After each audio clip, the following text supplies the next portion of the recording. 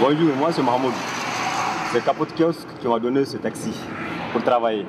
Je verse 7500 francs la journée et je gagne 20 000 francs CFA le mois.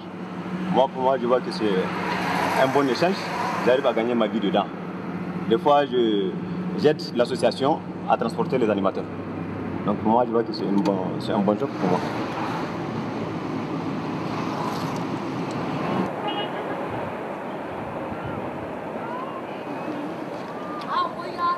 Le centre a ses propres AGR, les activités génératrices de revenus.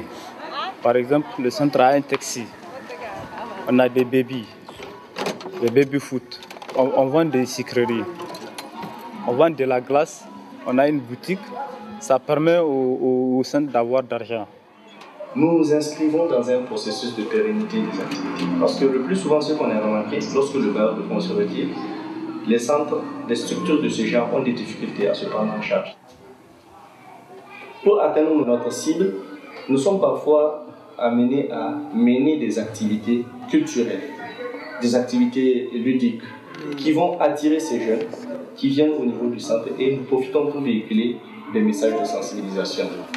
Donc le Capote Kiosque mène également des activités dans un lycée qui se trouve à peu près à 500 mètres d'ici. Donc c'est vrai que c'est une cible qui a un âge compris entre 13 et 20 ans.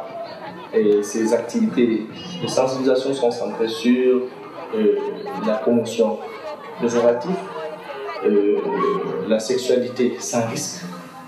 Donc nous avons la sexualité précoce, les grossesses non désirées, l'espacement de naissance, la planification familiale et également le dépistage volontaire. À Gamkale, la cause des accouchements précoces, surtout c'est la pauvreté.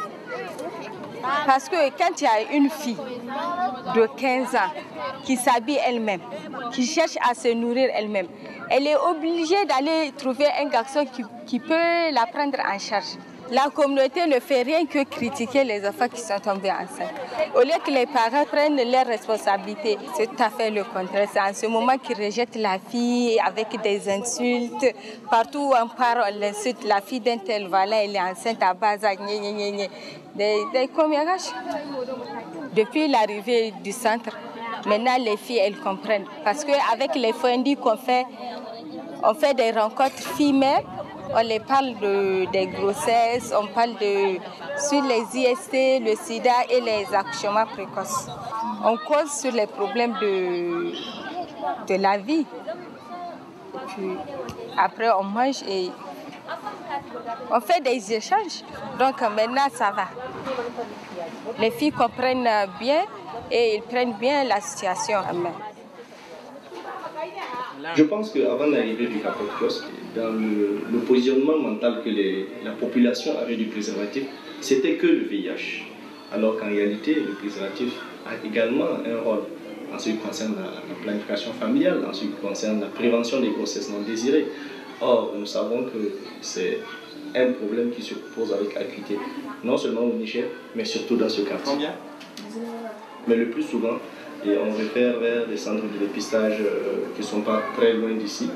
Et c'est vrai que nous faisons ce dépistage, mais le Capote Kiosque n'entend pas se substituer aux structures sanitaires existantes de la zone.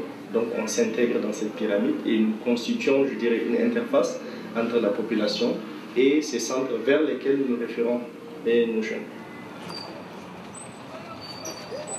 Ces organismes relais sont importants parce que les jeunes peuvent échanger entre eux. Les jeunes peuvent avoir l'information dont ils ont besoin pour savoir les structures vers lesquelles ils peuvent aller directement se faire prendre en charge. Nous avons constaté d'une part que la fréquentation du centre a augmenté et d'autre part, certaines jeunes filles qui, dans les différents quartiers, ça donne plus ou moins la prostitution, qui ne sont pas des prostituées affichées, ont pu prendre connaissance du centre, ont pu venir au niveau du centre subir le dépistage actif des IST. Nous sommes une structure de santé, nous sommes dans nos bureaux. Donc nous avons besoin de relais au niveau communautaire parce qu'ils sont immergés dans la communauté, ils connaissent la réalité de la communauté. Ils savent comment faire pour toucher tel ou tel groupe cible qui leur paraissent importants dans la réduction donc, de la prévalence des IST. Nous avons travaillé avec la communauté du début jusqu'à aujourd'hui. Donc tout ce travail a été basé sur une forte mobilisation communautaire, une forte mobilisation sociale qui a fait qu'à tous les niveaux de décision, nous avons associé la communauté. Et d'ailleurs, pour toutes nos activités, nous avons l'aval du chef du quartier et le maire et les leaders religieux. Oui, le centre Matassa, il aide les enfants, il aide tout le monde. Une fille de 14 ans, si elle a couché, n'est pas mariée, elle a couché. Vraiment, elle a gâché sa carrière. Avant, tu l'abandonnes. Mais maintenant, on ne l'abandonne pas. On ne l'abandonne pas. Tu ne peux pas abandonner ton sang.